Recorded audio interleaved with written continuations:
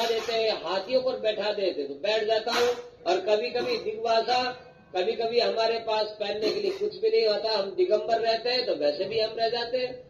ऐसी स्थिति में न मैं अनुकूलता को लेकर प्रसन्न होता हूँ और न मैं प्रतिकूलता को लेकर कभी दुखी होता हूँ, न कोई मेरे अनुकूल चलने वाले व्यक्ति की प्रशंसा करता हूँ और न ही कोई मेरे प्रतिकूल चलने वाले की निंदा करता हूँ, क्योंकि मैं अपने स्वरूप में स्थित हूँ, शरीर अपने से अलग, मैं अपने आप में स्थित, अतः मैंने विकल्प को समाप्त कर लिया है।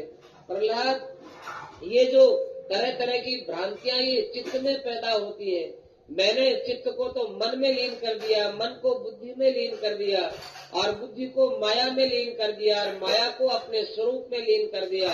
अब बताओ कहाँ मुझे आवश्यकता होगी? जो भी आवश्यकता होगी, जो भी कामना होगी वो शरीर को लेकर के होगी। जब शरीर मैं हूँ ही नहीं तो फिर आवश्यकता भी मेरी है ही नहीं। बड़े आनंद के साथ रहता हूँ। प्रहलाद, ये मेरा बड़ा गुप्त चरित्र है, मैं हर किसी को कहता नहीं हूँ। तुम भगवान के भक्त हो, अतएव मैंने तुम्हारे सामने इतनी बात कह दी है, अन्यथा मैं लोगों से ज्यादा मुंह खोलना भी पसंद नहीं करता हूँ।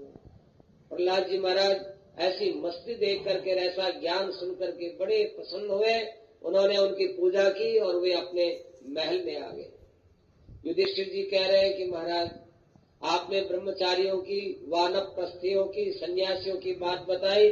महाराज, मैं तो एक गृहस्थी आदमी हूँ, एक गृहस्थी को कैसे रहना चाहिए वो आप हमें समझाइए। ध्यान से सुने।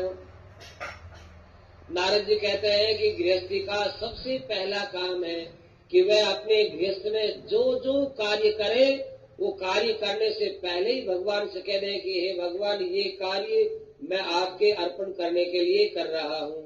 कार्य समाप्त कर देवे तो इस कार्य से मुझे ये फल मिले ये आशा नहीं है, ये केवल आपकी प्रसन्नता के लिए कार्य कर रहा हूँ।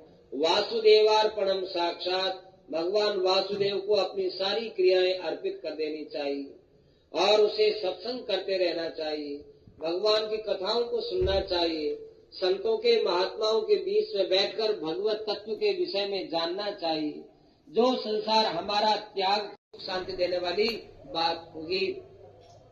देखो, पुरुष क्यों कहलाते हैं? सब जीवों में वो रहते हैं, इसलिए वो पुरुष कहलाते हैं।